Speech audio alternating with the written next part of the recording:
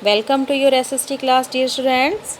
Today we are going to start our third chapter of history, that is rural life and society. So open page number 28 and write down today's date on it.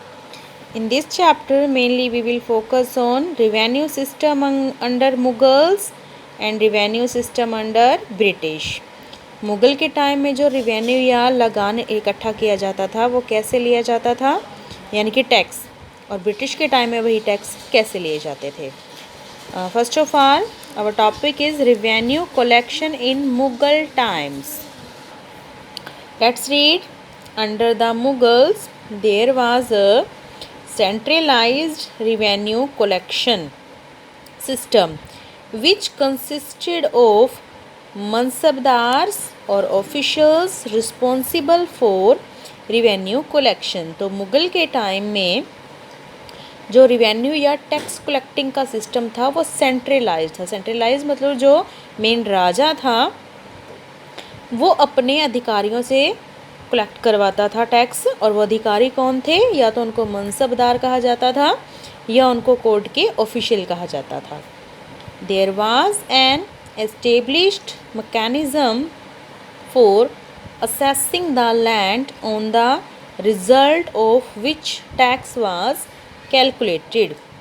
तो एक system बनाया हुआ था, mechanism था कि जो land थी, जो लैंड है वो हर एक लैंड एक जितनी मतलब प्रोडक्शन नहीं देती थी, तो एक लैंड से कितनी असेसिंग होती है, कितनी प्रोडक्शन होती है, उसके रिज़ल्ट पर ही, यानी कि उसके प्रोडक्शन के ऊपर ही उसका टैक्स जो था वो डिपेंड करता था. अगर अच्छा प्रोडक्शन देती है लैंड तो उनसे ज़्यादा टैक्स लिया जाता था, और कम प्रोडक्शन करती है तो कम टैक्स लिया जाता था. 1/3 of the produce was generally collected as tax. और मिनिमम क्या सेलेक्ट किया हुआ था, कोई भी लैंड है उसके प्रोडक्शन के अकॉर्डिंग 1/3 पार्ट जो था वो टैक्स की फॉर्म में कलेक्ट किया जाता था. Officials were appointed for the revenue administration at the provincial and village level. Village के लिए या जो मेन इलाका था, नगर थे, उन सब के लिए अलग अलग ऑफिशियल्स अपॉइंट किए गए थे. By the time the Mughal empire was beginning on its path of decline, the system of ijara farming emerged. तो डियर स्टूडेंट्स, धीरे धीरे जो मुग़ल एम्पायर था वो डेक्लाइन होने लगा, यानी कि बिल्कुल ख़त्म होने लगा. जो मुग़ल थे वो ख़त्म होने लगे, और जो इजरा का सिस्टम था फार्मिंग का वो एमर्ज होने लगा. अब ये इजरा क्या था? Ijara was a tax collector who could keep 1/10 of the tax for himself. अब इजरा जो था वो एक टैक्स कलेक्टर था जो 1/10 पार्ट जो था उस टैक्स का वो अपने लिए इकट्ठा किया करता था. तो इस वजह से अब जो फार्मर्स थे उन पे लोड ज़्यादा बढ़ गया था.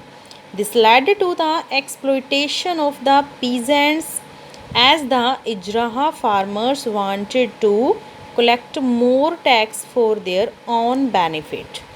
तो इसने क्या किया? शोषण किया पीजेंट का, किसानों का, क्योंकि जो इजरा फार्मर थे वो अब अपने बेनिफिट के लिए और भी ज़्यादा टैक्स इकट्ठा करने लग गए थे. With time these positions became hereditary.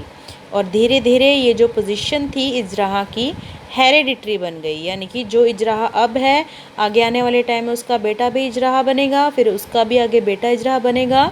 तो वो तो हमेशा अमीरों के ख़ानदान से ही बने रहेंगे, और जो पीजेंट है उनका लगातार शोषण होता रहेगा. The village in the 18th century India could maintain self sufficiency. तो जो विलेज थे 18th सेंचुरी में इंडिया में, उन्होंने सेल्फ सफिशेंसी को मेंटेन किया, मतलब इतना उगा लेते थे कि कम से कम अपने गांव का गुजारा चला सकते थे वो.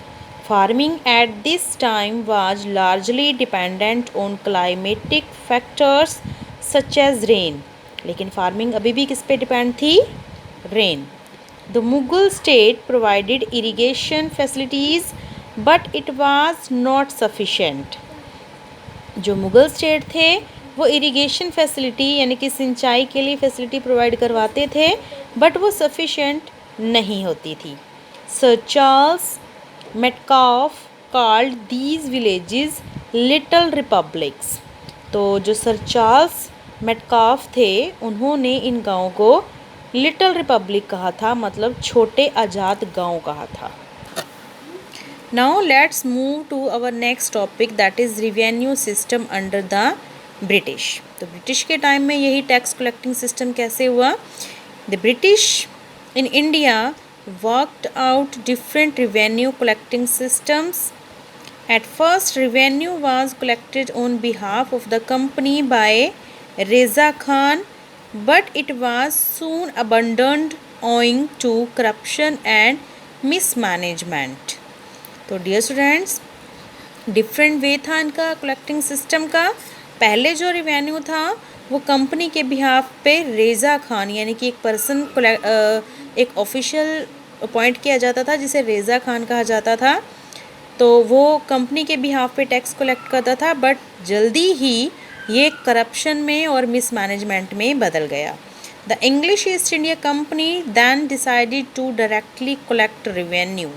अब जो इंग्लिश ईस्ट इंडिया कंपनी थी उसने डिसाइड करना शुरू कर दिया कि वो डायरेक्ट रिवेन्यू कलेक्ट करेगी। बीच में जो ये पर्सन था जिसको हिस्सा देना पड़ता था उसे ख़त्म कर दिया गया।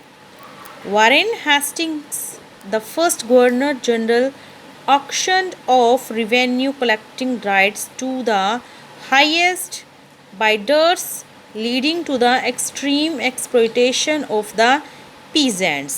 और इनमें से जो वैरन हेस्टिंग्स थे पहले गवर्नर जनरल, जिसने सबसे पहले कुछ एक्सप्लोइटेशन यानी कि जो पीजेंट थे उनका शोषण करने वाली कुछ नीतियाँ बनाई थी जिनसे कि टैक्स कलेक्ट किया जाता था। Finally the permanent settlement was formulated in 1793 और इसीलिए एक परमानेंट सेटलमेंट सिस्टम जो था वो फॉर्मुलेट कर दिया गया, लेकिन इनमें से कोई भी सिस्टम पीजेंट की फेवर में नहीं।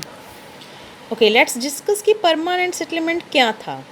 Permanent settlement was introduced by Lord Cornwallis in 1793.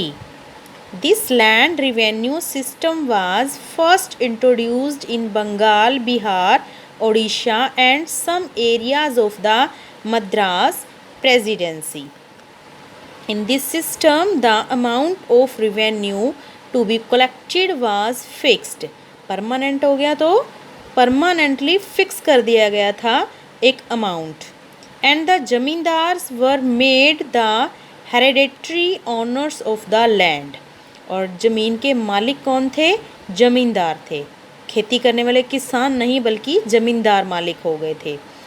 The peasants in turn became the tenants and lost their rights to forest, ponds and common lands.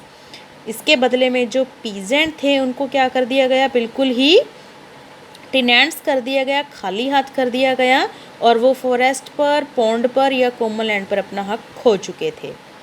The company claimed that permanent settlement would prevent corruption and exploitation of the peasants as tax was now fixed. हालांकि company ने इस बात का claim किया कि जो system था ये करप्शन को प्रिवेंट करेगा क्योंकि फिक्स हो गया है अब एक tax. Accordingly there would be no extra land revenue and any increase would be invested back in the land, thereby increasing productivity. तो डियर स्टूडेंट्स, कोई भी एक्स्ट्रा लैंड रेवेन्यू नहीं है, तो अगर कोई भी अपनी लैंड पर इन्वेस्ट करता है तो वो अपनी प्रोडक्टिविटी को बढ़ाने के लिए करेगा, तो उसमें उनको फिर भी कुछ ज़्यादा नहीं देना होगा। The zamindars thus become a new class of collaborators और allies to the English East India Company. तो बदले में जो ईस्ट इंडिया कंपनी थी उनके लिए टैक्स कलेक्ट करने वाले कोलेबोरेटर्स जो थे वो जमींदार बन गए थे। It was the aim of the company to bring about financial stability with the expansion of agriculture. Company का इसके पीछे क्या मोटिव था कि वो अपना फाइनेंशियल स्टेबिलिटी यानी कि अपना खुद का खर्चा मेंटेन करके रखेगी, जैसे ही एग्रीकल्चर एक्सपेंस होगी बढ़ जाएगी। However peasants still experienced operation, लेकिन दबाव अभी भी किसानों पर था। Apart from being forced to provide free labour for the zamindars, they were also made to cultivate commercial crops. तो इस तरीके से फोर्स्ड लेबर फ्री में ज़मींदार को प्रोवाइड करवाने की बजाय वो कमर्शियल क्रॉप्स यानी कि जो दूसरी क्रॉप्स होती हैं फूड क्रॉप के अलावा, उनमें कल्टीवेट करना ज़्यादा लाइक करते थे।